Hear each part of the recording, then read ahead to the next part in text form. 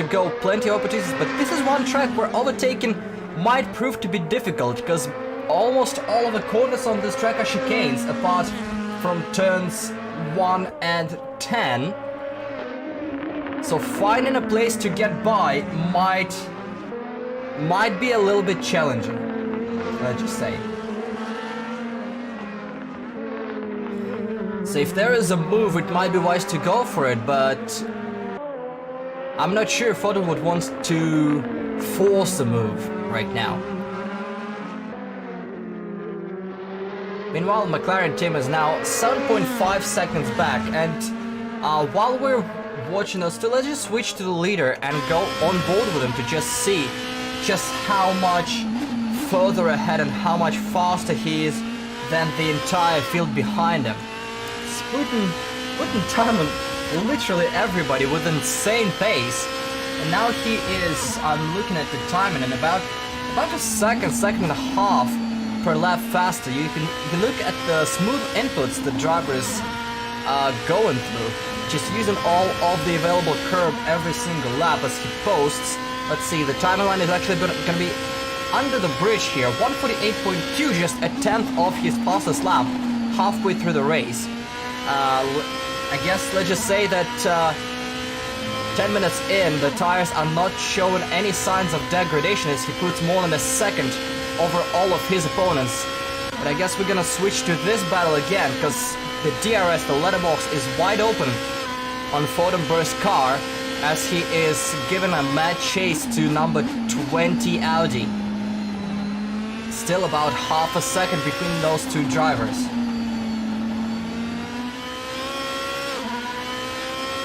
One specific part about Brno's circuit is that despite all of it being chicanes, the track profile is quite interesting in the sense that there's a lot of elevation change and track variation in that regard. Because if I am to find an interesting piece of data which is provided... Oh, we see a little bit of a mistake from Photonburst. As he loses the rear coming into the turn, he has to catch the slide and lose a little bit of time. Doesn't seem to be falling too far back, but he is probably going to lose an opportunity to overtake into turn 1 this lap. But yeah, as we look for official piece of data here at Brno's circuit, they do have an elevation profile for the entire track, which shows...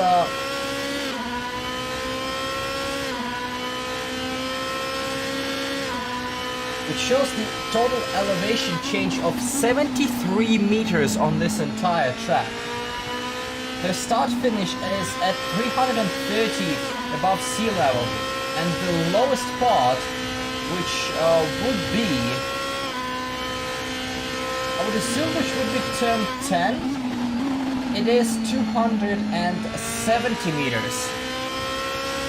Sorry, 370 meters. So you see those drops. Basically, the highest point is gonna be just after turn 3 as they climb the first couple of turns, and then after all of that, all the way up to this turn 10 hairpin, it's all downhill. The drivers are descending and descending, but after the hairpin, which we'll be approaching in a little bit, this is the 5, 6, 7. You see, all of this is downhill despite the weird profiling of the turns. It's all more or less downhill, which also screws with the cars a little bit. As you can see, just extending a little bit too far. But as the cars accelerate, especially the cars without traction control, the rear would want to step up because of a track profile. But now you see the long straight coming into turn 10, the hairpin right here. This is the lowest part of a track, and after that it's an insane 8-degree increase, 8-degree incline coming into the next chicane. And this incline continues all the way through the final part towards the start-finish straight. This is a steep hill for those cars, and it will push the car into the ground until this crest where the car unloads. And you see the DRS closes there. as the car becomes light and it has to turn, is one of the most treacherous parts of the circuit. So many different loads acting upon the car. One wrong move and the car will slide from underneath you and will completely just go sideways. Very interesting track despite seemingly boring turn profiles if you look at the track map. But as we're talking about the track, 6.5 minutes left and Photon is trying yet another push. Looks like the move towards turn 3 is preferable for the Mercedes as he catches up to Grinder after exiting turns 1 and 2 quite severely with the help of DRS. Looks like Gunzes is falling off slowly but surely. In the last 6 minutes he lost another 2 to 3 seconds. He lost his DRS advantage. And looking further down the grid, now James lost another 4 seconds to G-Man, so he is not having a good race after that early incident. So looks like the gaps are pretty huge everywhere around the track, apart from this one, where Photon Burst is looking for a move side by side on the inside, trying to make a move stick, and he does come through into the hairpin. Now the difficult part of a track, Mr. Grinder will be on the offensive here, looking to get the place back. This is the steep incline. We'll see, it's still gonna be DRS advantage. You see that rear wing opening up just slightly for Photon Burst as he is still on that lap with DRS, but now Mr. Grinder will be the one with DRS advantage after this lap.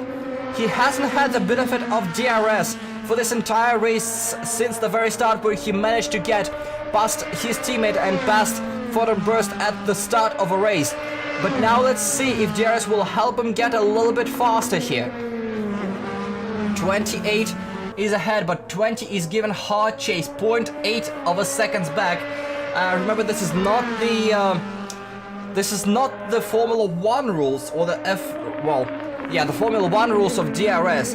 In DTM, you are allowed to use DRS for the whole lap if at the start-finish here you are within 3 seconds of a lap ahead, so it's pretty big margin, and you are allowed up to 3 uses of DRS anywhere on the track per lap, and you get 12 DRS uses per race.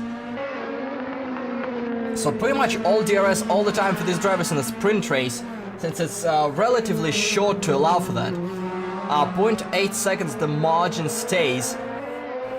Gunzes is not closing in at all. Looking like, let's go on board and see where the PRT Gold driver uses his DRS. This is the back straight. Here you can see once again on the dashboard the bright green button at the bottom right means DRS is open. He closes it as he downshifts quite aggressively into the hairpin. We have yellow flags. That is not James going off the track, but the driver is back on, so nothing. Oh, looks like there was more to it.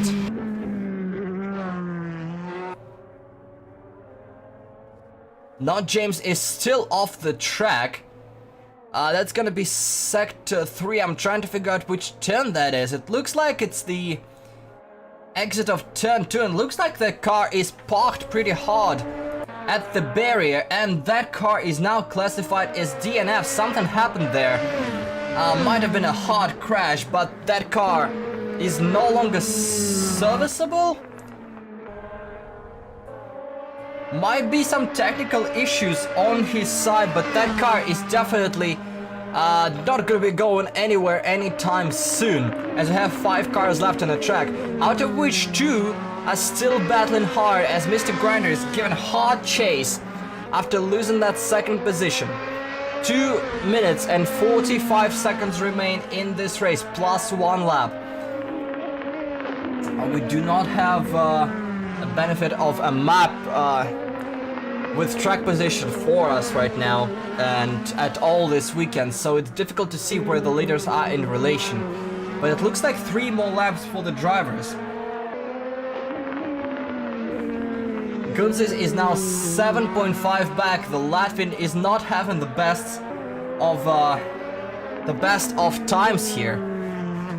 He's just trying to cruise around the track. We're not sure if there was contact between him and the wall as he exited the track in a haste, trying to fight for the position.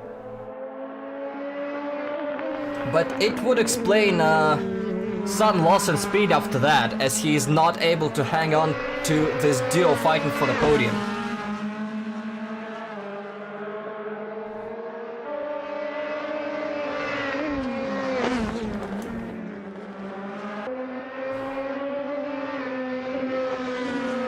Interestingly, in these cars we haven't seen that much of a dirty air effect, as they're running pretty close by. DTM over the years has become much more reliant on aerodynamics rather than pure power and, well, their mechanical qualities, let's just say, as they have become silhouette cars over the years with lots of winglets, the massive rear wing and the entire front assembly just being one big aerodynamic element. And despite all of that, you can actually see them being able to fight decently close to each other all the way through, which is quite interesting in terms of car development and in terms of racing development, which you don't always see in all other series where the cars are somewhat aero dependent. I guess we can see more of it later in the race, but now I guess we should change the subject to the actual battle towards the front of the field for P2. Mr. Grinder is slowly closing the gap. It's down to half a second now as the clock ticks by. Let's see, McLaren team is currently climbing the hill, and it's 10 seconds left on the clock, and it's interesting to see if he's able to beat it coming to the start-finish line. Looks like no, it will be the final lap for our leaders, as McLaren team will cross the line in a moment. The line is very close to turn 1, very far from this final set of corners. So just now McLaren team crosses the line, and it means just one more opportunity for the German. 0.5 of a second. The letterbox is not open here. He is looking for a better opportunity to use it. He has 3 uses left. Let's go on board and see where it's going to be open. It's open here very early, trying to maximize the use. Looking for any advantage he can get. 0.6 of a second. Better exit for the Dutchman.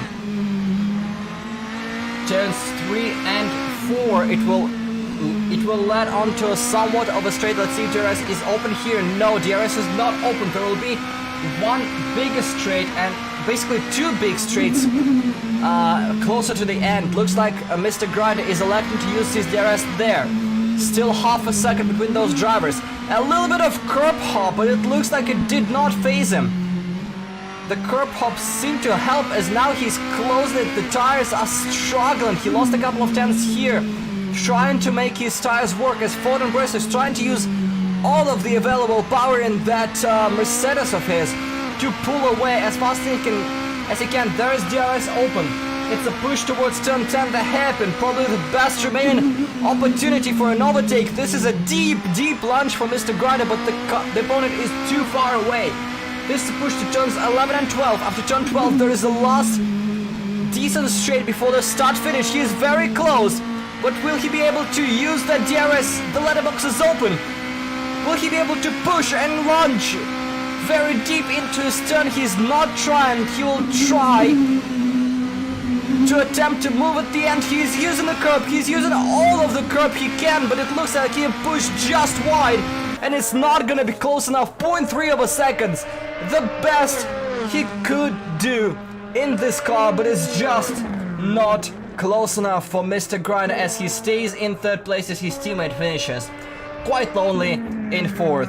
Speaking of quite lonely, it's been a lonely weekend, a lonely race 1 for G-Man, as he is now negotiating turns 11 and 12, coming to the line in 5th place.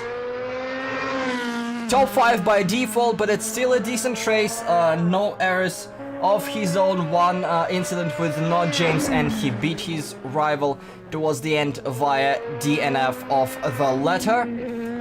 And now he exits the final turn and crosses the start-finish line in P number 5. So here is your race 1. A bit of drama early on, but McLaren team just cruised away with the win as the other 3 just fought amongst themselves. Brilliant job for the American. Once again, 71 reigns supreme and extends his lead even more with the pole position and the win in race 1. Fortenburst minimized the damage caused by his poor start. He clawed back to 2nd position, so the difference in points will be just, let's see, will be 5 points if I calculate it right. So now team is getting even further away, but not as far as it could have been. Good race for everyone involved, but, well, it's the best for this guy, number 71, the Timberwolves Racing Mercedes of McLaren team, as he's cruising back to the pits. There's gonna be a little bit of a break before we continue on with our second race. 40 minutes this time, long race with a mandatory stop, but more info on that later after this quick ad break.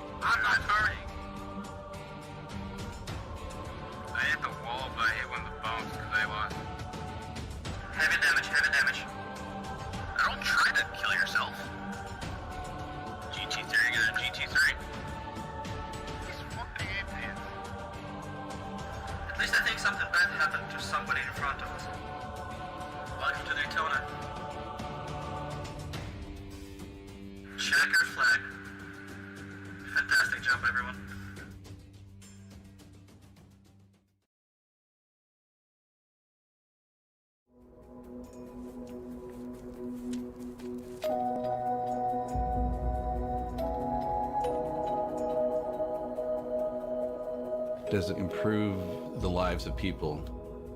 That's the true measure of any technology or any new investment. And you hope to God that basic core human element is never lost, no matter how technologically advanced we get as people. So the human case has always been strong for what direct relief does. People who are poor or stuck in these terrible circumstances need help. That basic idea to listen, not impose, to be respectful and not arrogant is still as valid as it was in 1948. Principles really don't change, and I think direct relief, fortunately, started with good ones of being open-minded, kind of big-hearted with respect to people's needs, and hard-headed when it comes to other people's money. When you look back and think direct relief has played a significant role in many of the signature humanitarian events over the past 70 years, the combination of those characteristics has served the organization well, and they're sort of timeless. You're surrounded by inspiration if you see it. I think anytime, if you've never done something, or you've done something at one scale, it's scary to think how you can do it at 10 times the scale. But at the end of the basic decision was pretty easy. Why would we not do this when the signals were all pointing in the right direction?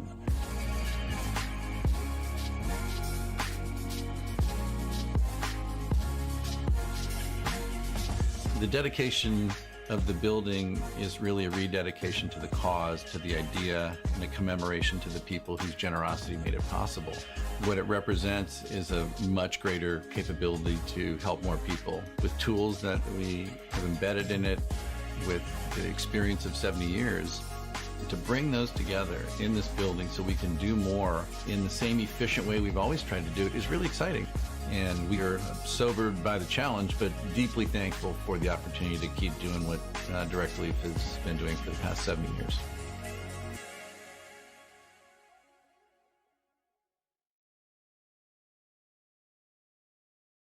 Hi, I'm Norman Mitchell, standing here in front of BBC Wellness Center in Houston, Texas. Mid-County area is where we're going. Port Arthur, Nederland, Port Neches. We're in Canovanas, the shelter here in Puerto Rico. We're here at Jardín Pushkin in Colonia Roma. The hallmark of disasters is you have to do what you do, you just have to do more of it faster. 2017 has seen more large-scale emergencies in sequence than ever before in Direct Relief's 70-year history. The people who know the most, have the most at stake, are going to do the best job with the resources they have are the ones who live there.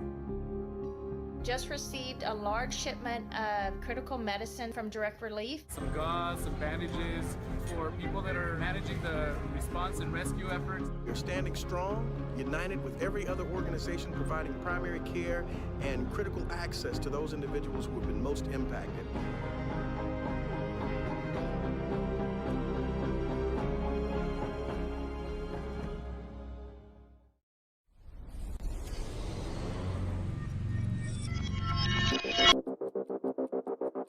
There's going to be contact. Marco Bittman, he's out onto the runoff area. Go fully into my car. Keep going. So this is extraordinary.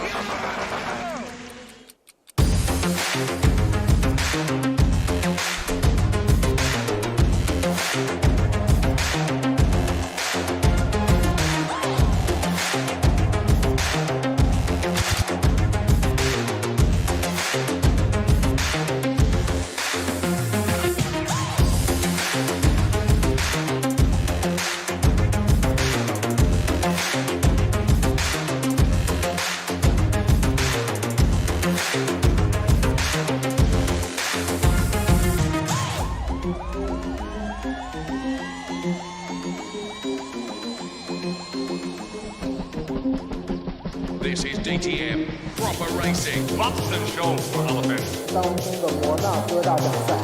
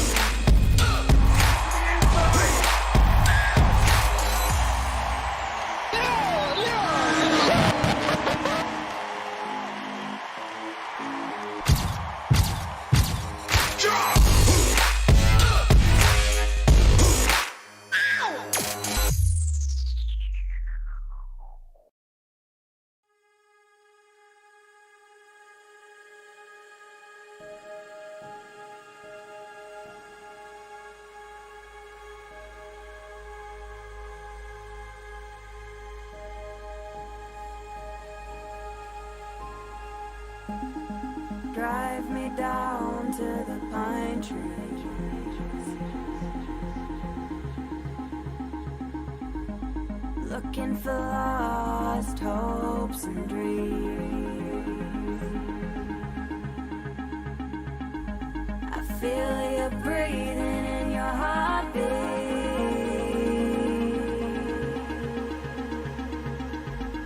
Spinning tires, set alight, fire on the street. These concrete skies make pitch black nights. We carve our names with our headlights. Open your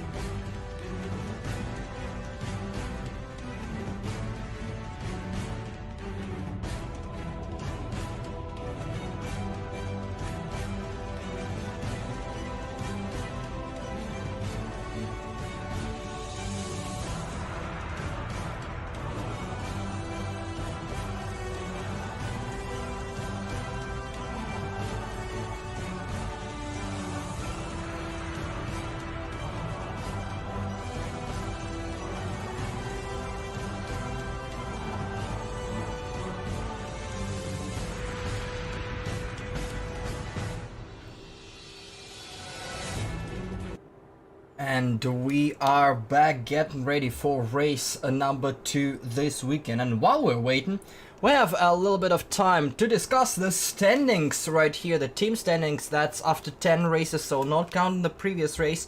We're looking at Timberwolves race in absolute domination, but the battle between Monterey Simsport and PRT Black, just 12 points, and in the last race, G-Man got ahead of not James representing the Monterey Simsport, so that is going to be an important battle coming later in this race. And as for the driver standings, you see a 19-point gap between two leaders and 5 more points, so it's now a 24-point gap between those two.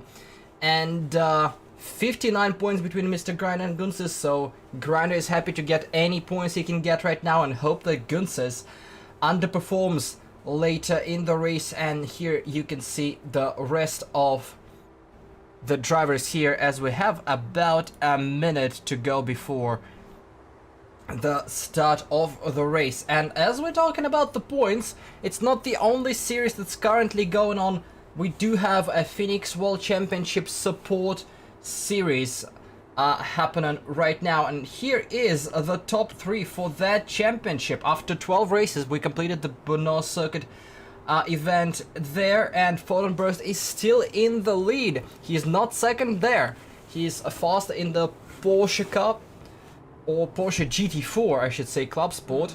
McLaren Tim is in second place and Gunses is in third, so this trio is fast everywhere they go. But for now, let's get ready, as we are gonna go racing in just 15 seconds. Now 40 minutes plus 1 lap, as the drivers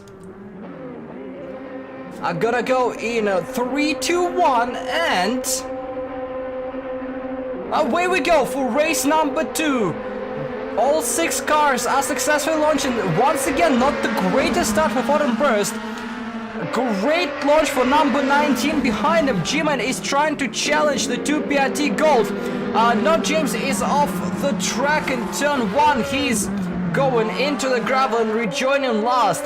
The rest of the field continuing as they go. 2 Timberwolves racing cars are in the lead, chasing one another, then 2 PRT Gold cars with Gunses in front of Grinder. 40 minutes of action here, so plenty of time. Probably not many drivers will be looking for desperate moves early on, but as I say that, Mr. Grinder and Gunz is side by side for third place. The German on the inside squeezing out his teammate and completing the move, and he's through to P3, chasing the two championship leaders. Gunz is definitely not gonna like the look of that. He was the slower driver in the previous race. Let's see if he's gonna be any faster in this one with clean cars, but now G-Man trying to chase him as well.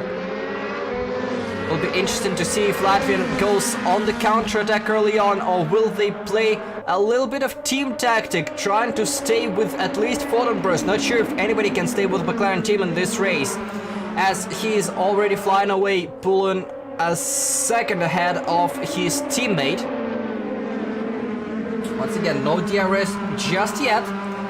They'll have to wait for a couple laps before it becomes available to the drivers as they climb the hill towards the end of the first lap of what we would expect about 23, maybe 24 laps this race.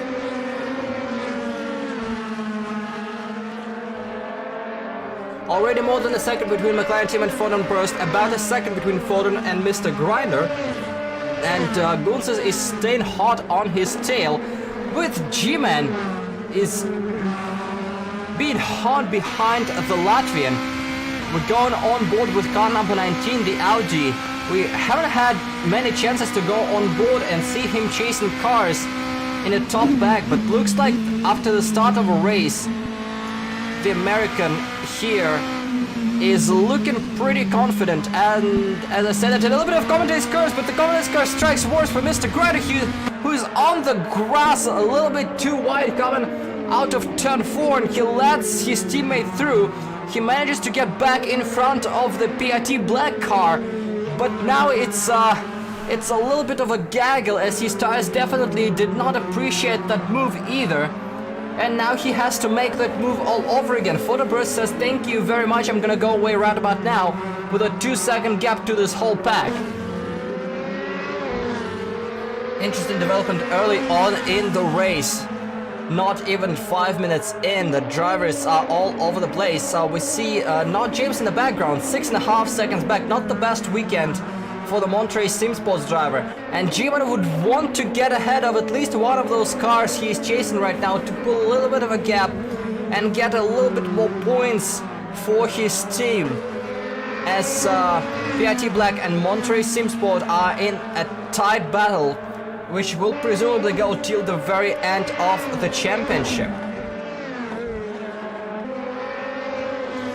Drivers are going to the end of the second lap, as now we're gonna have DRS available for a majority of them, as they're within DRS range of each other, and McLaren team pulls a casual second on literally everybody else. Now we'll see if number 20, yes, the DRS is open. Very first opportunity, and he is using it already, trying to get closer to his teammate.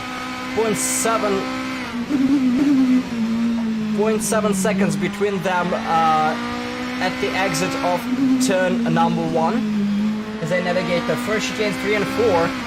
Mini straight here. Mr. Grinder prefers not to use DRS here, waiting for 2 straights towards the end as they go towards the section of 5, 6 and 7, a downhill couple of chicanes, all with different profile, all with different length and approach. A great driving challenge, as Mr. Grinder just a little bit too hot once again. This hasn't been the best place for him throughout this entire weekend, as he is losing a little bit of time to his teammate. Let's see if he is able to recover it closer to the end of the lap. Looks like both Timberwolves cars are gonna drive away from the back, and the battle is gonna be raging between 2 teammates this time around, as Mr. Grinder is chasing Gunz. Quite a big gap, 59 points before the start of the weekend.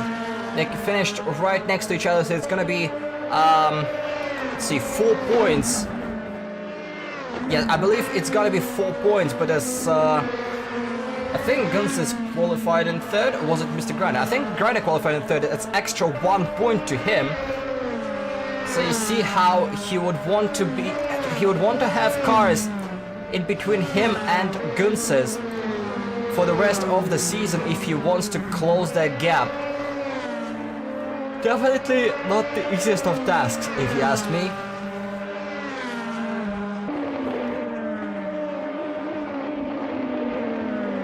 One mandatory stop in this race. I touched on that subject before the first race started, but yeah, one mandatory stop at any point of the race and mandatory tire change during that stop. Refueling is prohibited. So just tires, nothing else. Maybe a little bit of adjustment on the pressures and setup characteristics to an extent of availability of the pit stop change. They can't do much to the suspension of the car here. Maybe just hammer a little bit of panels in for better aerodynamic qualities, but mostly it's going to be tires and tire pressures if they want to change something during the race. So it's going to be interesting to see if somebody dives early and tries to go for an undercut. No tire warmers in this series, so when the cars leave the pits, the tires are going to be stone cold, and it usually takes 1 to 2 laps to warm them to operating temperatures. So even if you're ahead after you stopped, you might get overtaken early on. But this is a track, again, which is kind of difficult for overtaking. So if you rejoin ahead and you survive turn 1, there might be a chance that you'll be just able to hold your rival back through the chicanes. A couple of lines through each corner, but none of them are good if you go side by side. So it's interesting to see if somebody will be able to go for a compromise in a speed, but just find a way through, maybe brute force the way through the rival. It's also a possibility, and it might get spicier considering the closest battle on track right now is between 2 teammates.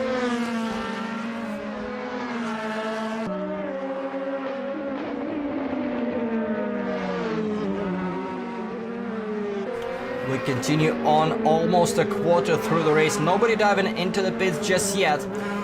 Photon Burst and Gunsis losing the benefit of DRS on this lap, as both of them are having more than 3 seconds of a gap. Mr. Grider and G-Man both within 1.5 seconds of the car ahead, spreading out a little bit. Not James is not having the best weekend of his life, 12 seconds back of the closest rival. He would have hoped to have a little bit of a battle with G-Man, but surprising to many people, G-Man is on fire right now, keeping up with PRT Gold cars and putting a little bit of pressure on Mr. Grider, not let them breathe easy and chase his rival. As I say that, there's a half spin for Mr. Grider. He manages to save that, but he loses the position. Commentator's curse strikes again, and Mr. Grider drops to 5th place. As I say that he is put under pressure. G-Man up to 4th position. A disaster for the German.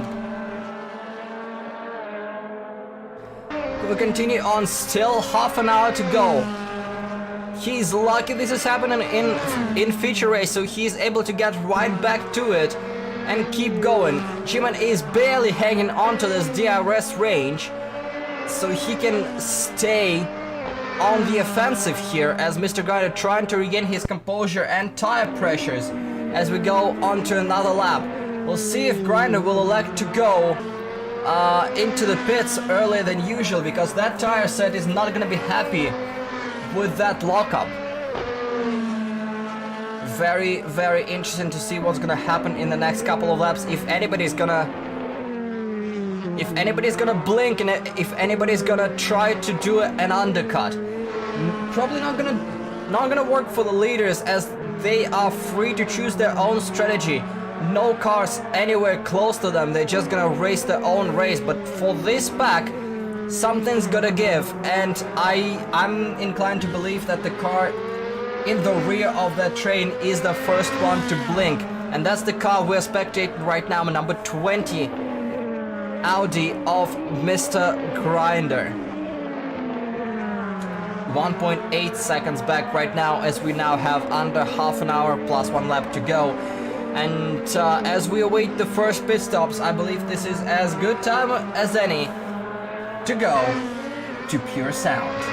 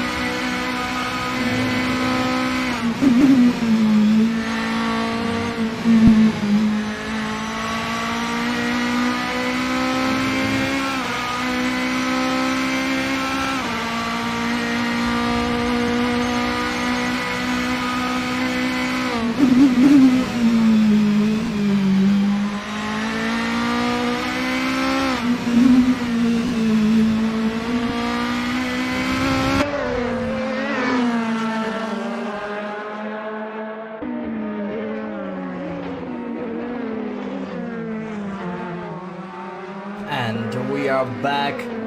Mr. Grinder still giving a hot chase to G-Man, who is trying his best to keep up with the Laughing Gunses in the podium battle. The gaps throughout the top 3 are starting to grow, but this battle pack is still clinging to each other, not willing to let go. 25 minutes to go, nobody has blinked yet and jumped onto the pit lane. It looks like whoever is the first one to go, the rest is gonna be reactionary pit stops. At least for this battle pack right here. I'm not sure anybody but the first car to pit can afford to force their own strategy, as the undercut on the new tires will be crucial after the first lap of warming them up. If somebody risks keeping up on their strategy as we go along. Oh, there we go! G-Man is the first one to blink. We were awaiting Mr. Grind to be the first one, but G-Man, with 25 minutes to go, is the first one on pit lane. And now we'll see if the benefit of new tires will ensure that he stays ahead of Mr. Grinder at the start. He's given up his DRS advantage to get into the pits. Now Grinder will be chasing. It's 2.4 seconds. G-Man is gonna hope that Grinder loses about half a second. But now G-Man, it might be a smart move, because now he rejoins behind not James, and now he will still have DRS. there will still be DRS for him. As you see, the letterbox is open on his car. It might be a very smart tactical decision. He did not lose the advantage of DRS, but he did lose that battle pack, and now he will have fresh tires for whenever everybody else is pitting. But now we're going back, and as we saw on the timing, Guns has lost monumental amount of time, about 2.5 seconds. Mr. Grinder is now right behind. It might be the best news available for number 19, as Guns has lost a little bit of time, and with the fresh tires he might be able to jump both of them in the pit cycle. It gets more and more interesting. Now Grinder is stuck a little bit. Let's see if he is losing time, or maybe if he is losing time, it's even more good news for number 19. Let's see if somebody jumps to pits. Let's see if Mr. Grinder might be able to just not have this battle, or maybe Guns has all tires, but now they're trying to go side by side. Guns a little bit ahead with defensive positioning. Let's see if somebody jumps to pits. Nobody. They continue their fight. Mr. Grinder is on the inside. No DRS for anybody else. Side by side, 2 PIT gold cars into turn 1. Grinder on the inside dives in. It's gonna be a long sweeping left turn. Guns will be able to open the throttle earlier, but now he's wide, but the second turn is a little bit of a left, but now DRS advantage for Mr. Grinder. Closes all the way to the grass, but now crossing over into the next chicane. Grinder is ahead in the first one, but Guns will have the advantage heading into the second part of a chicane. Turn number 4, and he emerges victorious for now. A little bit of a slide for 20. He is now behind still. Another heavy defense from Guns. He moves back onto the racing line. Exceptional racing by 2 cars. But don't forget, this all plays into the hands of G-Man, who already pitted. Now has DRS and closed in on Not James. We'll see if the American will have any sort of fight back. We're not quite able to see that as we're trailing this fight. Let's see if we can switch to it really quickly. 19, G-Man will have to dispose of his rival very quickly here if he wants to emerge ahead. He has a benefit of new tires. He will have to dive somewhere soon enough. But now we're switching to turn 10, where Mr. Grinder is trying to get another move done. On the inside, Guns is round the outside, so he'll have the advantage in the next turn. Up the hill, they're still side by side. Guns is not clear, so he will have to yield the inside. McLaren team under investigation during the pit stop, but he is just now beaten at another error. There's a little bit of a bump. Our leader is in the pits, but this battle continues on to the very end. Still side by side, and now Guns emerges victorious.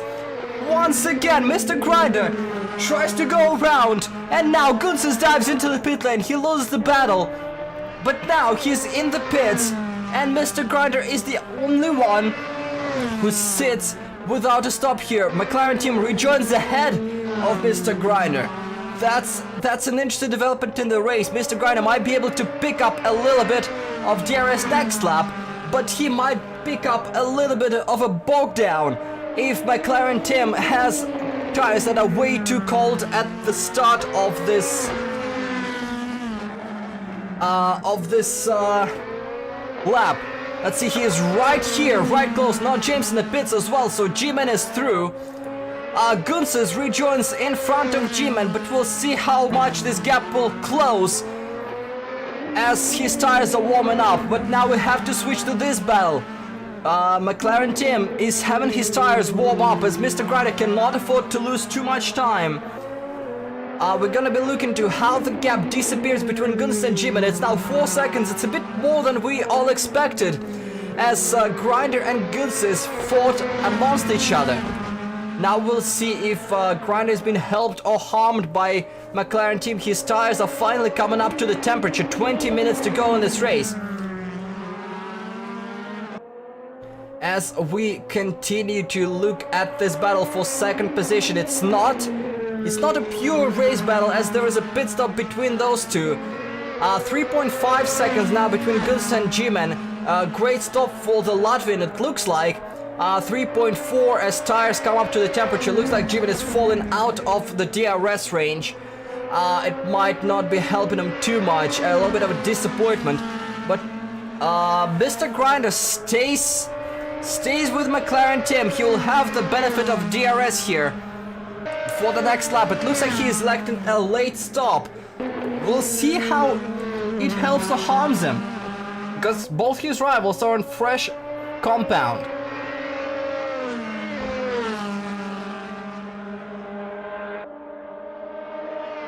The race goes on 19 minutes, and I think as we're waiting for car number 20 to pit, it might be our last good opportunity to go to pure sound before the end of a race, as we might anticipate the battle between two PRT Gold cars. And let's not waste it, and once again have a little bit of a break and listen to that roaring engine.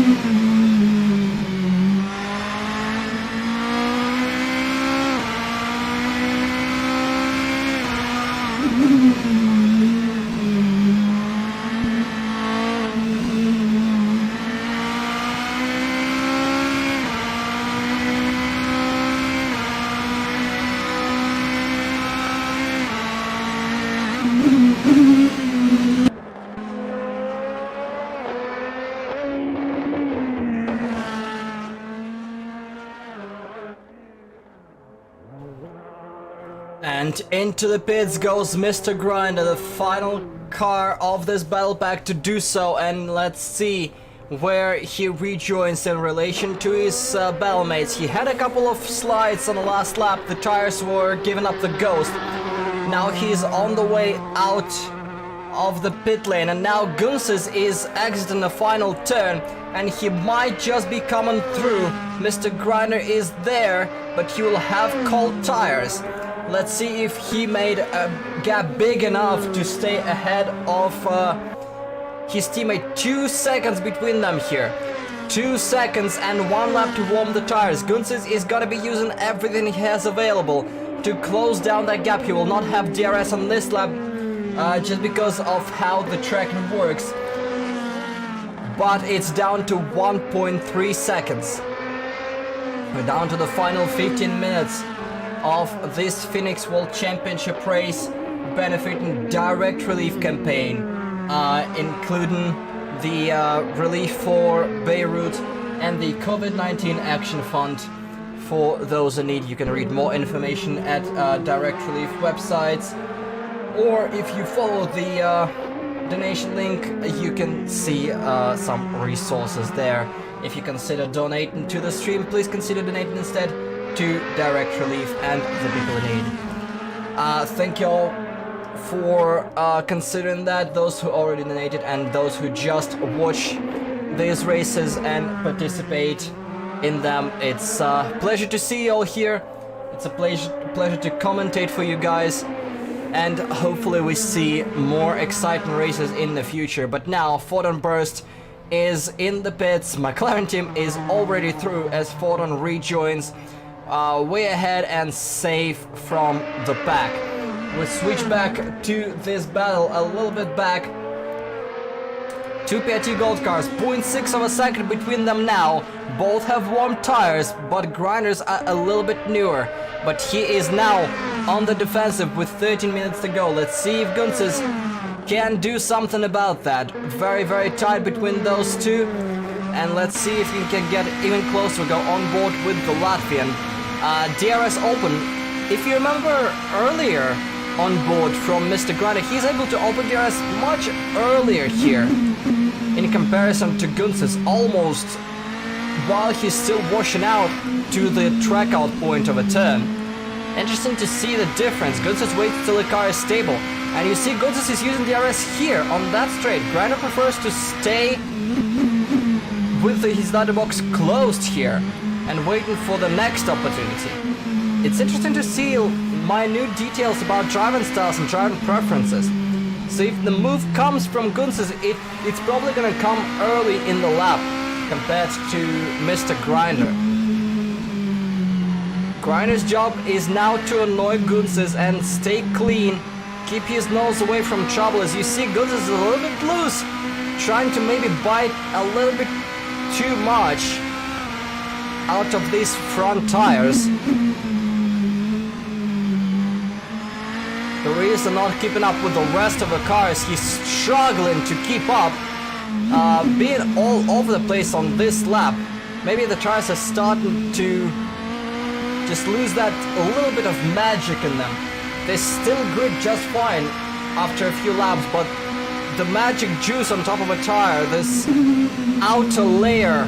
Oh, that's a very heavy send from Gunces. Jumps the curb as well. Obviously losing time, he lost about half a second here. But yeah, that magic first layer is only available for like 2, maybe 3 laps, after which the tire is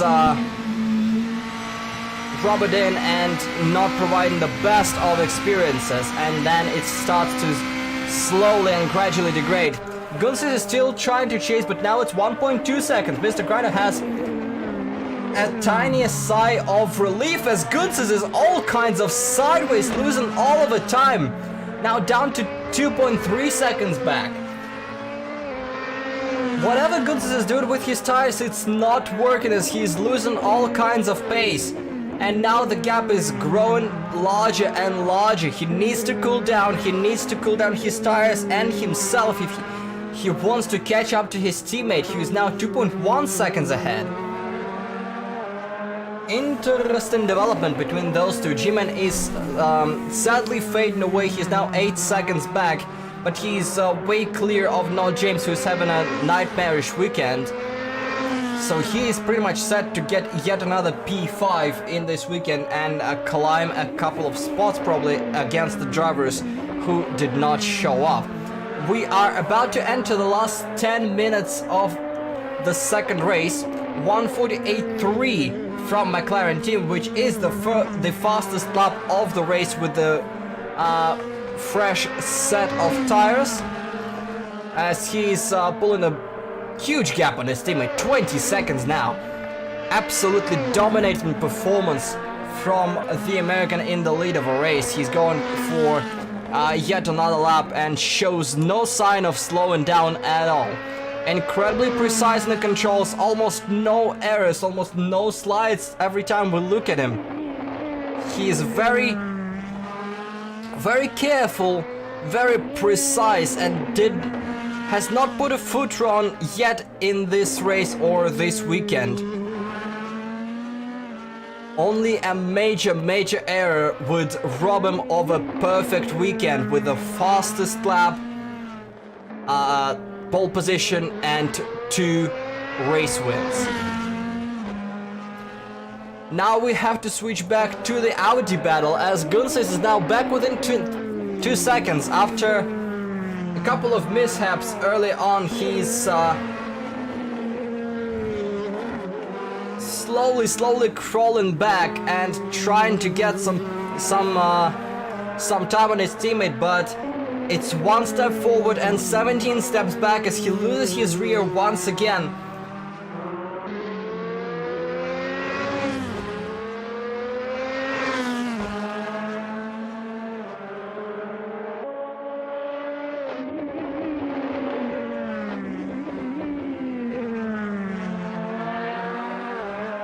Now 2.4 seconds back. He's able to pull a little bit of a fast lap on his teammate, but then it all goes away from him.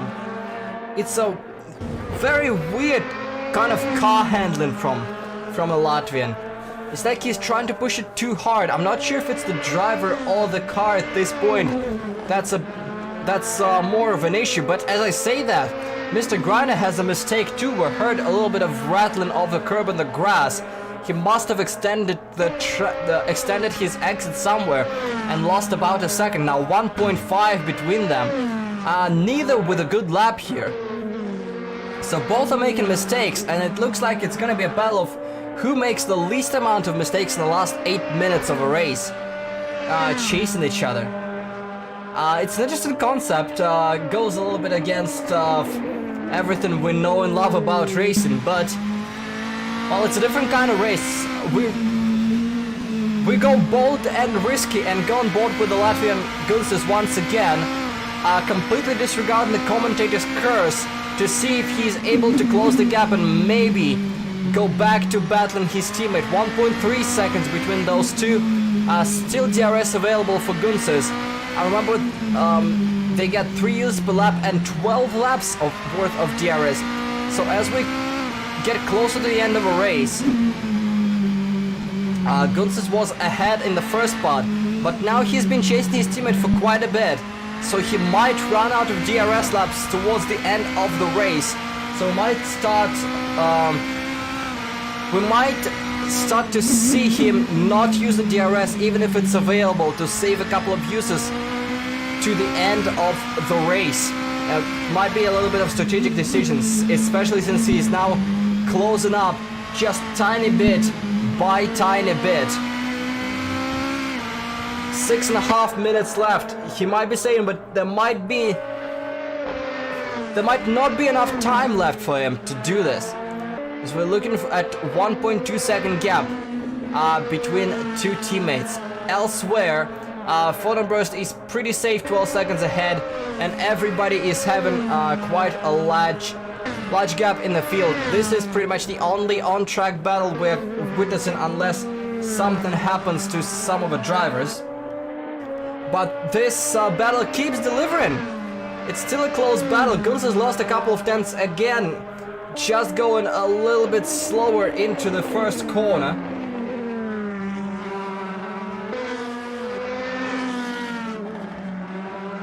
But now seemingly regaining it all back in the next chicane. This has been the race, the entire race for Gunses. He gains slowly and steadily, and then there's one turn where he makes a mistake and loses it all. But he's been closing in more than losing in the last few laps. Now he's almost within a second. He still has the benefit of DRS, and now he has about if I were to guess, about 4 laps worth of racing left. Let's see if any of them will count towards the track position. If there's gonna be an overtake, it's gonna be late in the race without any mistakes from both drivers. So we're just gonna wait and see. Following the 000, the Audi RS5 DTM of Phoenix Racing Team Gold is trying to do something, And that something is not working out again, as he made another mistake that cost him almost a second there. You see what I'm talking about? Lap after lap after lap. And we continue to witness this chase of a very inconsistent Latvian and slightly slower but more consistent German. Again, at the risk of jinxing either of them right here, right now, with 4 minutes and 15 seconds to go.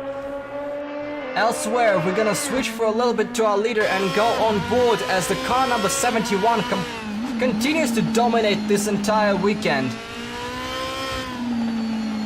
Still posting 1:48 lap times this whole race.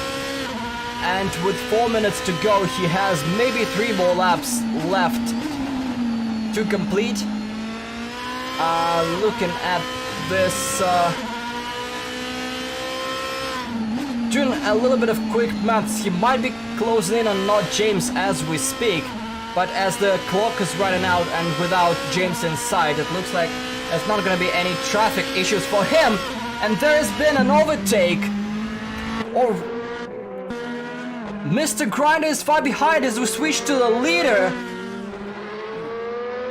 A mistake from a German. Something happened, he lost the car all on his own. And a 2-second advantage for Mr. Grinder turned into 2.5 seconds for Gunses, all out of nowhere. And I guess I cursed him again. As I was saying, he was more consistent of the two. Now he has just 3 seconds to get back. 2.2 now. It was 2.5, so he is slowly getting back. Remember, Gunses was sliding here and there, but Mr. Grinder has all the tires of the two. Wait, no, Mr. Grinder stayed out. He has newer tires, sorry, of the two. I mixed up my weekends. But now he has maybe 2 laps to make an overtake happen. 44.5, definitely a mistake in the uphill section. The last few turns from turn 10 to turn 14 is where he lost the car somewhere. And now the race is gonna be a chase, but the other way around. It looks like whoever is behind is the faster car. But since Grinder was chasing early on, he might not have enough DRS laps. He will have DRS towards the end of the race, but will he be close enough? 1.5. It's 2.5, so he gained a whole second on Gunses. Which makes me wonder if he was managing his pace and managing his tires while he was ahead. Look at this gap coming down as we approach the end of a race. He ate 1.3 seconds in 1 lap, and Gunses was gaining. Looks like a hammer time for the German. But is there enough time? Is there enough time? DRS is open. He's gonna be chasing hard. Let's look at where McLaren team is currently. He's crossing the start-finish lines. There's gonna be 2 more laps of racing. 2 more laps of racing for 2 guys, and it's 1 second between them. Mr. Grinder is absolutely on fire. He's putting the lap over guards, with Gunses struggling a little bit. On all the tire, 0.6 of a second, 0.5. It's either Gunses has been very slow or Grinder has been insanely fast, or the combination of the two. We're gonna see as they post their lap times at the end of his lap, as we have 2 to go this time around. Less than a minute left. 1:50 against 1:49.1, the fastest burst lap for Grinder. And the fastest lap for everybody not named McLaren Tim, as he continues his mad chase. The German is on absolute hunt for the Latvian. 2 laps to go. He's looking, but he's not going just yet. 0.4 seconds. I'm not sure if he has DRS left. Let's go on board. We're gonna have a little bit on board to just know what's going on. This is a straight where he does not use DRS, so we will not know if he has any DRS laps left. He is definitely in DRS range, but we're not quite sure if that's of any use to him right now. Gunses using all the grass. Gunses braking a little bit later, 0.3 of a second. The gap does not matter now, as now Mr. Grinder is just stuck behind him rather than chasing him. It's now an overtaking opportunity rather than chasing opportunity. they're gonna exit this bunch of corners coming into turn 10. Let's see, is DRS open? DRS is not open. No DRS right now. I don't know if he ran out or he's saving it for the last lap, but leader is on the final lap with 48.5. And the cars will be coming onto the white flag this time around. No DRS anywhere. They're coming up the hill. 0.3 of a second between the two drivers. The last couple of corners on this lap. Guns is clipping the grass on the outside. Mr. Grider trying to keep a tight line to get as best of an exit as possible onto the start-finish straight. The final lap. White flag is in the air and the cars are giving a chase. Mr. Grider with a little bit of a better exit, but not close enough to go for a move. 150 flat for both drivers. Let's see. Is DRS open now? Yes, the DRS is open. He was saving it for the last lap. And now one of the final attempts. He'll have a couple of chances now. He's going for the inside line. Or rather the outside line, which will become the inside. Around the outside, and he will need to stay alongside to make the move stick. And he completes the move on his teammate. Brilliant move, but Gunses is now trying to cross over and go for a dive into turn 5. He's gonna be on the inside. No defense from the German. He's trying to sweep around the outside. They're still there. They're still battered, and now he shuts the door hard on Gunses. He will have the DRS till the end of this lap. Gunses will need to go for a counter-attack. Without DRS, both slide and Gunses loses his car. That's it. I think this is it in this race. Gunses just a little bit too hard. Unless number 20 makes a mistake. He just needs to get this car home. 1 second between those two as they're coming towards, let's see, is that turn 10? I believe, yes, that's turn 10. McLaren team crosses the line. In all this battle, we missed our leader, and now he finishes the race. Fodder Burst is approaching the start-finish line as P2. Brilliant double for Timberwolves Racing, but we're gonna witness this battle all the way towards the end. It's Mr. Grinder versus Gunses. It's 1 second between those two drivers. And now they're gonna go to the last couple of turns on the inside, trying to defend against any potential suicidal dive bombs from Latvian. And Mr. Grinder, after an insane comeback, gets on the podium. Car number 20 gets P3 with Gunses right behind. What a race once again. Just 6 drivers on the grid. But what an insane race it was. G-Man with a valiant effort crosses the start-finish line in 5th position, and not James gonna finish his nightmare weekend in 6th place. We're gonna switch. This is the 1-2 for our winning team and our winning driver, number 71 of McLaren team, with a perfect weekend, being congratulated by his peers for his performance. Wow, wow, wow, what a weekend. And donuts for our leader, locking up the front tires, kicking up the dust and the grass, mowing a little bit of a lawn, and leaving his mark on the backstretch of Benoist Circuit. Very well deserved for the American, who is now the race and weekend winner. And while he's doing that, let's see if we can get him into the booth as fast as possible to congratulate him. Hello Tim, do you hear us? Spectacular weekend, absolute domination for you. Nobody got anywhere close to you this entire weekend. Congratulations to you. I don't even know what to ask, because I don't think you encountered any trouble whatsoever this entire weekend.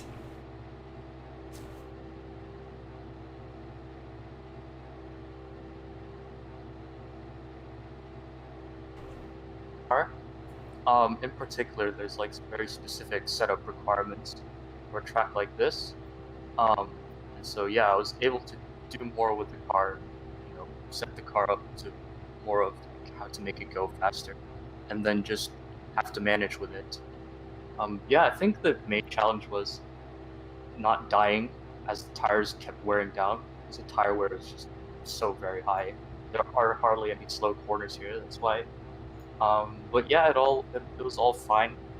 It's mostly car balance. That was the key thing here, and I think I managed to do a good job with it. And yeah, not too much to talk about.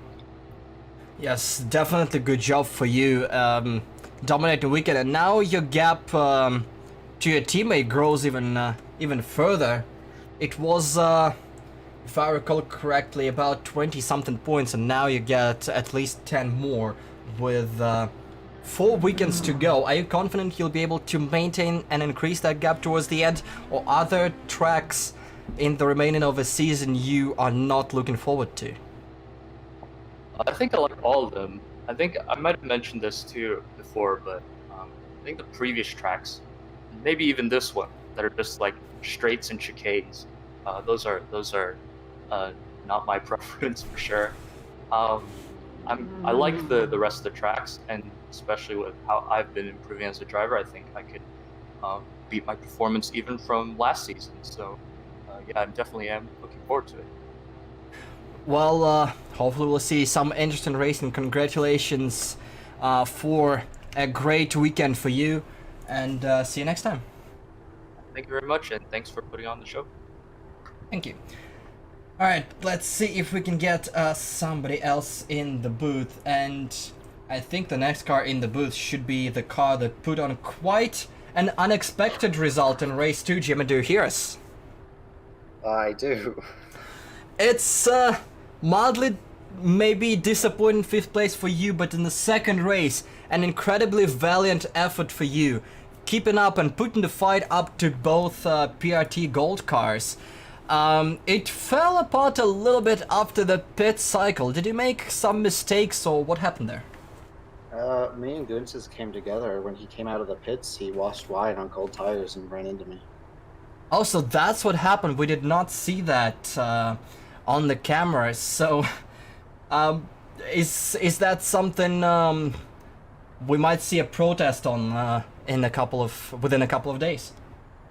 Probably not. I mean, I didn't lose me that much time. I just couldn't catch back up to him after that. Okay, but yeah, before that, definitely great effort for you. But we didn't see quite that pace in the first race. Did it take you a while to just figure out this track, this car, or something? First race, I got passed by James at the beginning, and he then lagged into me and lost me about 20 seconds. And then he slowed down and let me by, so... Basically a race where you definitely had the pace. We saw that early on, a great effort, but maybe for the next weekend a little bit more luck for you. Yeah. Also, I was in a lot of pain there at the end. My legs started acting up, and for the last 10 minutes I felt like I was going to die, so that was fun. Difficult weekend, but the next train is track... commentary hard. Next track is Brands Hatch. Do you feel more confident than in Brno, or less confident there? I don't know if I'm going to do as well, but I definitely know I'm going to have more fun because it's a much better track in my opinion. Alright, well, congratulations for great effort, great performance on track, and plenty of entertainment for us all here. Thank you. Thank you. Alright, let's see who is still here. I think Gunses is still here. Hello? Yes, I am. Hello, hello. Well, entertaining weekend for you. Yeah. The weekend was a little bit unprepared. But, yeah. Still managed to do a good fight with Grinder. Lost out this time. And Timberwolves was still nowhere to be seen. Yes, the top two definitely ran away with it, but it's a close battle in both races. But as we saw, Grinder make a mistake and you overtook him.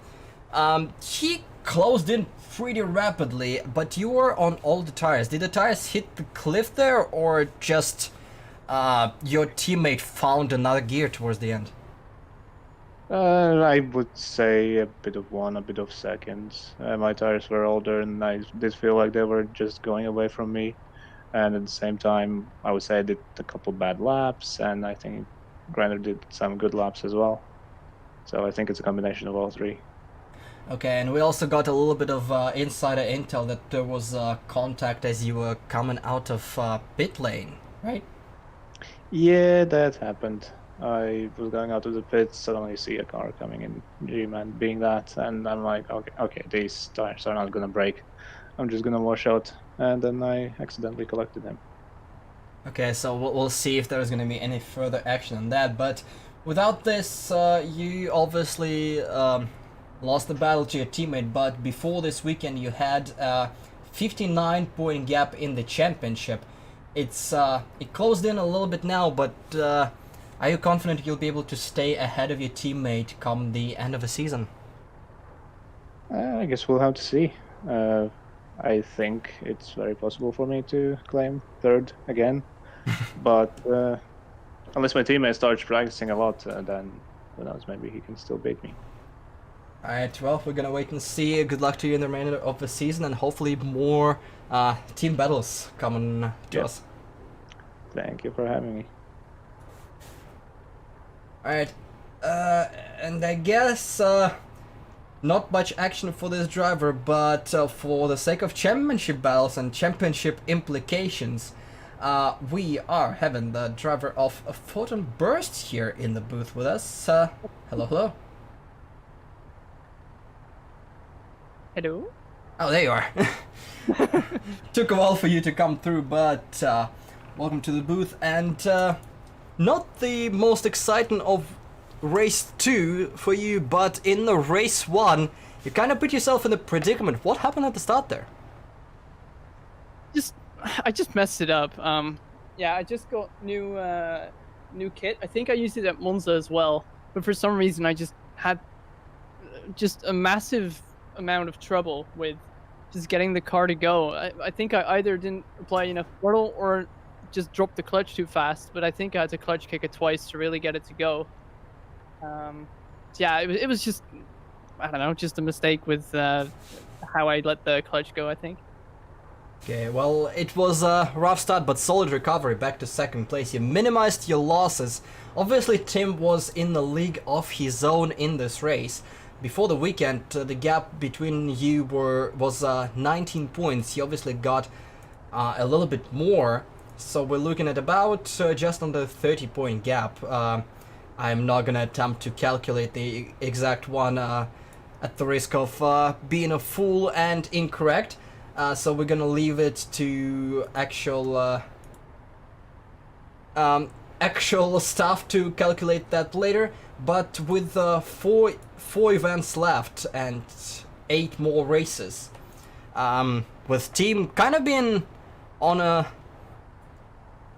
upswing, do you have any expectations for you to get closer to him, to get ahead of him? Other tracks that you are really confident you can outperform him? Well, let's see. Brands Hatch, like if you compare it to last year, I guess Brands Hatch was decent. I mean, at the Nürburgring, I actually won a race as well, so that one might be good. Yeah, for reminder, we have Brands Hatch, then TTS, and then Nürburgring and Hockenheim. Yeah, I don't know, like Assen and Hockenheim, I don't know if those really suit me. Just like Brno, actually, I think that's why the gap was so big. And yeah, Brands Hatch, I guess, could be decent. Nürburgring, yeah, would be the one I have the most expectations for a good result. But honestly, I'm just going to let it wash over me and see what happens. Because honestly, if you would have told me that after 6 events I would be like 30 points away from like P1 in the standings, I would be really happy with that. I mean, I've won 2 races at Montreal, and on the other hand, I've also had a really bad round at, or not really bad, but quite bad at Anderstorp, and now at Brno as well. I think it's just that some tracks really suit Tim and others really suit me, and I think that on pace I'm like slightly slower than Tim, but on a good day and on a good track I can beat him sometimes. So yeah, the gap might look pretty big, but I think if Tim makes a mistake and drops down a couple places in a race and can't like recover all the way back up, then I might have another like a better shot at it. But yeah, it's kind of a shame that right now it's kind of out of my hands. But yeah, other than that, I'm still really happy where I am at the moment. And yeah, I think it's just a case of taking it race by race and seeing what happens in those. Okay, well, good luck to you. Thank you for providing great entertainment, and see you next race. Yeah, thanks very much. Alright, and I believe on that note, that would be a great time for us to wind down our broadcast. Once again, thank you for cooperating with us to Direct Relief, and if you are thinking about donating to Phoenix Racing Club, please also consider donating to Direct Relief, helping those in need, including the COVID Africa Fund and other great causes. You can learn about them more on Direct Relief website and Twitter. As for us, we are gonna be back next time at Brands Hatch. It's gonna be a much shorter track, closer battles, and hopefully a larger field next time by. A couple of drivers couldn't make it this time, but obviously would fill the gaps. And until then, we'll see how we can fill the time as well with Phoenix World Championship Support Series and Phoenix Endurance Championship. You can enter all of those if you wish to join the grid and to join the fun. The Discord server link is in the Twitch stream name and in the YouTube channel description, I believe so. If not, just go to Twitch to find it. We are welcoming every and all driver to join us in the championship, and if you want to be on the broadcast and ahead of this pack, if you got what it takes, join us and prove you're the fastest. But until then, thank you all so very much for watching. This has been a pleasure once again, and until next time, this is goodbye.